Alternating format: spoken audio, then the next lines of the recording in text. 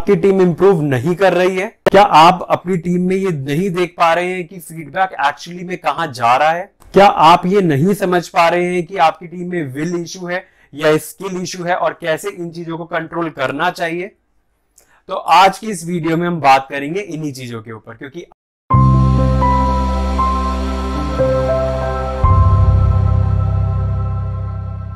Hey guys, स्वागत है आपका आपके अपने चैनल कॉप टॉकीज पे। आज हम आपके लिए वीडियो लेकर आए हैं फीडबैक के ऊपर। जिस इंडस्ट्री में हम हैं उसमें ये नाम आपने बहुत ही बहुत ही वैल्यूएबल और बहुत ही जाना पहचाना है, फीडबैक, जो बहुत ही इंपॉर्टेंट है।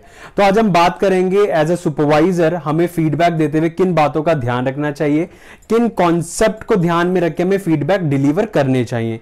फीडबैक को लेके हम बहुत सारी सीरीज लेकर आने वाले हैं, तो आप हमारे साथ लगातार बने रहिएगा अगर आप अपनी टीम की परफॉर्मेंस को इंप्रूव करना चाहते हैं और अपनी टीम के स्पैन का फीडबैक कंट्रोल करना चाहते हैं।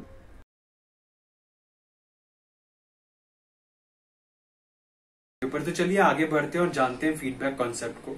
फीडबैक एक्चुअली में होता क्या है? हम सभी जानते हैं गाइस, जिस इंडस्ट्री में हम हैं हमें अपनी परफॉर्मेंस को इंप्रूव करना होता है, हमें अपने गोल्स को अचीव करना होता है।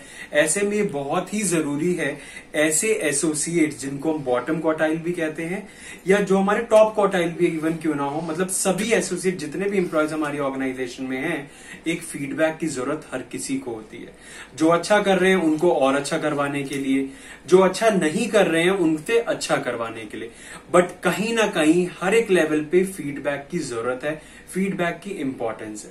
सो आज की इस वीडियो में हम बात करेंगे इसी फीडबैक कॉन्सेप्ट के ऊपर। इससे पहले कि आगे बढ़े, आपसे रिक्वेस्ट करूंगा अगर आपने हमारा चैनल अभी तक सब्सक्राइब नहीं किया है तो फटाफट से जाइए और सब्सक्राइब कीजिए, बिकॉज हम ही एक ऐसे चैनल हैं जो आपके लिए लेके आने वाले हैं one stop shop solution for all corporate issues. So guys, बने रहिए हमारे चैनल के साथ और जी हाँ, बेल आइकन को दबाना मत भूलिएगा। सो गाइज, हम अपनी टीम को फीडबैक देते रहते हैं, कई बार इंप्रूवमेंट होती है, कई बार नहीं होती है, बट एक्चुअली में एक एजेंडा होता क्या है फीडबैक के पीछे? फीडबैक के पीछे एजेंडा होता है जो आपका बॉटम क्वार्टाइल एसोसिएट है, जो आपका बॉटम क्वार्टाइल एम्प्लॉय है, वो मिडिल क्वार्टाइल पे पहुंचे, और जो आपका मिडिल क्वार्टाइल एम्प्लॉय है वो आपका टॉप क्वार्टाइल पे पहुंचे। इससे क्या होता है, स्लोली एंड ग्रेजुअली इंप्रूवमेंट आती है। बट वो तभी पॉसिबल है जब आपके एसोसिएट्स उसको एग्जैक्टली गेन करें, वो समझे कि आप क्या फीडबैक देना चाह रहे हैं और यू एज अ सुपरवाइजर अपनी टीम को करेक्ट पाथ दिखाएं कि क्या उनको करना चाहिए उनके पैरामीटर्स में इंप्रूवमेंट के लिए। सो गाइस, मैंने बहुत जगह पे देखा है, मैंने खुद भी अपने एक्सपीरियंस से देखा, अपनी जहां मैं लीड करता हूं, कि हम फीडबैक देते रहते हैं लेकिन हमें पता ही नहीं चलता है कि इंप्रूवमेंट क्यों नहीं हो पा रही है। इंप्रूवमेंट इसलिए नहीं हो पा रही है क्योंकि हम एज अ सुपरवाइजर ध्यान ही नहीं दे रहे हैं कि हम करेक्ट जगह पे करेक्ट फीडबैक भी दे रहे हैं, नहीं दे रहे। जैसे मैं आज की इस वीडियो में बात करना चाहूंगा 2 पॉइंट्स पे, और हम इस वीडियो को बहुत शॉर्ट रखेंगे ताकि स्लोली एंड ग्रेजुअली आने वाली वीडियोस में हम इसका डिटेल्ड एक्सप्लेनेशन दें और आप इन सभी पॉइंट्स को समझ पाएं। आज की इस वीडियो में हम बात करेंगे स्किल इशू और विल इशू। ये 2 बहुत बड़े इंपॉर्टेंट पैरामीटर हैं, बहुत बड़े इंपॉर्टेंट पिलर्स हैं फीडबैक के लिए। तो आइए बात करते हैं इन्हीं कॉन्सेप्ट यानी स्किल इशू और विल इशू के ऊपर फीडबैक पे। सो गाइज, जैसा कि हम हमारी इंडस्ट्री में कस्टमर एक्सपीरियंस के लिए हमारे कुछ गोल्स होते हैं, हमारे कुछ सर्विस लेवल एग्रीमेंट होते हैं जिन टारगेट्स को हमें अचीव करना होता है, चाहे वो AHT है, चाहे वो CSAT है, चाहे वो आपका इंटरनल क्वालिटी स्कोर है, चाहे वो आपका नॉलेज चेक कंप्लायंस है, लॉग इन आर कंप्लायंस है, आपका कोई भी स्केड्यूल एडहेरेंस है, होल्ड टाइम है, हेल्थ टाइम है। सो हर एक चीज तभी इंप्रूव करती है जब एक करेक्ट फीडबैक इंप्लॉइज तक पहुंचता है। क्योंकि अगर आप ये सोचें कि इंप्लॉइज अपने आप इंप्रूव कर लेगा तो ऐसा कभी भी नहीं होता। और ये खाली एक इंप्लॉय के लिए नहीं, एक सुपरवाइजर, TL, मैनेजर, डायरेक्टर, सभी के लिए फीडबैक की जरूरत हर किसी को है। जब तक हम अपनी टीम को फीडबैक नहीं देंगे, टीम इंप्रूव नहीं करेगी। इसलिए बहुत ही जरूरी है, अगर हम अपने स्पैन में कुछ इंप्रूव करना चाहते हैं तो हमें अपनी टीम को करेक्ट टाइम पे करेक्ट फीडबैक देने की जरूरत है। अब आज की इस वीडियो में हम किसी भी पर्टिकुलर KPI या किसी भी पैरामीटर को लेकर बात नहीं करेंगे, हम बात करेंगे ओवरऑल फीडबैक स्ट्रक्चर की। और आने वाली कुछ वीडियोस में हम बात करेंगे terms of feedback, concept of feedback, या किन किन तरीकों से फीडबैक डिलीवर होता है। बट आज की इस वीडियो में बेसिक्स ऑफ फीडबैक की बात करेंगे। जैसा कि हमने बात करी, फीडबैक होता क्या है? फीडबैक होता है जहां पे आप अपने एम्प्लॉयज, जहां पे आप अपनी टीम को गाइड करें कि क्या सही है क्या गलत है, और उस सही को अचीव करने के लिए, उस नंबर को अचीव करने के लिए टीम को एक्चुअली में क्या करने की जरूरत है। आपको ये बहुत ही जरूरी है ऐसा सुपरवाइजर उन बच्चों को, उन एसोसिएट्स को, उन एम्प्लॉयज को ये बताएं कि उनको क्या स्टेप्स फॉलो करने चाहिए ताकि वो अपने गोल्स को अचीव कर पाए। That's what called as feedback. तो गाइज हमने देखा है कि कई बार हम फीडबैक देते हैं और टीम में इंप्रूवमेंट नहीं हो पाती या हो पाती है। ऐसे में बहुत ही समझना हमारे लिए बहुत ही जरूरी है, जानना है कि हमारी टीम में स्किल इशू है या विल इशू है, और दोनों को जानकर ये बहुत जरूरी है कि आप उस पर रिएक्ट कैसे कर रहे हैं और आप अपनी टीम को कैसे प्रोएक्टिवली फीडबैक दे रहे हैं, कंसीडरिंग कीपिंग इन माइंड कि इस एम्प्लॉय के साथ स्किल इशू है और इस एम्प्लॉय के साथ विल इशू है। तो आइए बात करते हैं। सो गाइज हमने क्या देखा है कि बहुत बहुत मैक्सिमम टाइम क्या होता है कि आप फीडबैक दिए जा रहे हैं, एम्प्लॉय इंप्रूव नहीं कर रहा है, आप बार बार बोल रहे हैं, वीकली बोल रहे हैं, क्वार्टरली बोल रहे हैं, फोर्थनाइटली बोल रहे हैं, मंथली बोल रहे हैं, लेकिन कोई इंप्रूवमेंट नहीं है। तो आपको ये समझने की जरूरत है कि उस एम्प्लॉय में एक्चुअली में विल इशू है या स्किल इशू है। तो स्किल इशू क्या होता है गाइस? स्किल इशू ये है कि जब वो एम्प्लॉय जिसको आप फीडबैक दे रहे हैं वो एक्चुअली में इंप्रूव करना चाहता है, लेकिन उसको समझ नहीं आ रहा है कि वो कैसे करे। उसके पास प्रोसेस नॉलेज नहीं है, उसके पास प्रोडक्ट नॉलेज नहीं है, टूल नॉलेज नहीं है, कम्युनिकेशन इशू है, या क्या इशू है जो वो एम्प्लॉय फेस कर रहा है। That's called the skill issue. Skill issue यानी कि जहां पे वो एम्प्लॉय प्रोएक्टिवली इंप्रूव करना चाहता है, लेकिन किन्हीं रीजंस की वजह से वो इंप्रूव नहीं कर पा रहा है। ऐसे में बहुत ही जरूरी है कि आप उस एम्प्लॉय का नॉलेज गैप चेक करें, प्रोडक्ट नॉलेज चेक करें, प्रोसेस नॉलेज चेक करें, टूल नॉलेज चेक करें, और उससे बात करें कि बड़ी क्या चैलेंज है। जब मैं आपको इतने फीडबैक दे रहा हूं तो एक्चुअली में आप क्या स्टकअप कर रहे हो, कहां स्टक हो रहे हो, और आपको क्या हेल्प चाहिए। ऐसे में बहुत ही जरूरी है कि आप उसकी स्किल को पहचाने कि क्या वो कैलिपर भी है उस काम को करने के लिए, जो टारगेट आप दे रहे हो। अगर नहीं है तो ये आपकी ड्यूटी है कि आप उसका रोल चेंज करें। और अगर आप मान लीजिए किसी रिस्ट्रिक्शंस में है लीगली कि आप उसका रोल चेंज नहीं कर सकते, तो ये आपकी जिम्मेदारी एज ए सुपरवाइजर कि आप उससे इंप्रूवमेंट कराएं।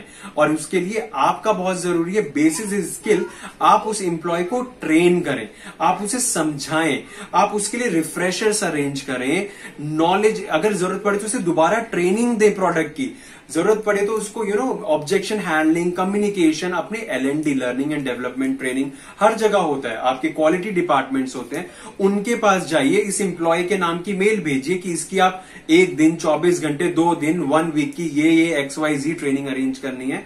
आप उस बंदे का, जो भी आपका एसोसिएट है, जो एम्प्लॉय, उसकी स्किल्स को इम्प्रोवाइज कीजिए with the help of your support function. आप जरूर देखिएगा, आप देखिएगा जब आपने ये हरकत करी, जब आपने ये सपोर्ट दिया, वो एम्प्लॉय जरूर इंप्रूव करेगा। क्यों? क्योंकि वो तो इंप्रूव करना चाह रहा था, लेकिन उसका स्किल उसको रोक रहा था, जिसकी वजह से वो एग्जीक्यूट नहीं कर पा रहा था। लेकिन उसकी स्किल को आपने कैसे इंप्रूव करा, आपने कैसे हेल्प करा इंप्रूव करने के लिए? आपने अपने सारे सपोर्ट फंक्शंस को लगा दिया बेसिस दैट एम्प्लॉय नॉलेज कि इसको किस चीज की ट्रेनिंग की जरूरत है, इसको किस चीज की स्किल्स रिफ्रेशर की जरूरत है। आप अपने सपोर्ट फंक्शन से बात कीजिए, रिफ्रेशर अरेंज कीजिए, ट्रेनिंग दीजिए, एम्प्लॉय को इंप्रूव करने में हेल्प कीजिए। आई एम श्योर वो इंप्रूव करेगा। That's what guys is called a skill issue, जहां पे एम्प्लॉय तो इंप्रूव करना चाहता है, लेकिन उसके में स्किल्स इशू है और वो हमें फुलफिल करना है। इशू के बाद अब हम बात करेंगे विल इशू क्या होता है। सो गाइज विल इशू वो होता है जहां पे हमारे एम्प्लॉय को सब आता है, उसको पता है कॉल्स कैसे लेनी है, उसको पता है अपने गोल्स कैसे अचीव करने हैं, उसको पता है अपने टारगेट कैसे अचीव करने हैं, उसको पता है कि अपने पैरामीटर्स कैसे अचीव करने हैं, उसको सब पता है, लेकिन विलिंगली वो इंप्रूव नहीं कर रहा है। अब वो इंप्रूव क्यों नहीं कर रहा है? या तो he is not happy with you as a supervisor, या फिर उसको कहीं और अपॉर्चुनिटी मिल चुकी है, वो टाइम पास कर रहा है, या वो एक्चुअली जॉब के लिए सीरियस ही नहीं है। लेकिन गाइस इन दोनों ही कंडीशन में हमने ये देखा कि किसी ना किसी तरीके से लॉस किसको है? लॉस है ऑर्गेनाइजेशन को, लॉस है सुपरवाइजर को, क्योंकि वो एसोसिएट ये नहीं समझ रहे कि उसकी फ्यूचर की ग्रोथ भी उसी की इंप्रूवमेंट के साथ है, बट उसको क्योंकि वो सीरियस नहीं है तो सुपरवाइजर को सीरियस होना पड़ता है। अब इन दोनों ही इशू, स्किल और विल में, स्किल में आपने क्या देखा? आपने different kind of refreshers arrange करे to improvise employ. Will issue के अंदर गाइज ये बहुत ही जरूरी है कि आप अपने एम्प्लॉय से बात करें, आप उसे 1-on-1 कीजिए, काउंसलिंग कीजिए कि भाई क्या चैलेंज है, क्या प्रॉब्लम है, और उससे पर्सनल लेवल पे बात कीजिए, समझिए कि why that employee is not serious for the job. उससे बात करिए, उसे मोटिवेट कीजिए, उसे ग्रोथ दिखाइए अपनी ऑर्गेनाइजेशन में, different level of concept, hierarchy, structure दिखाइए कि देखिए अगर वो इम्प्रूव करता है तो वो कहां से कहां पहुंच सकता है।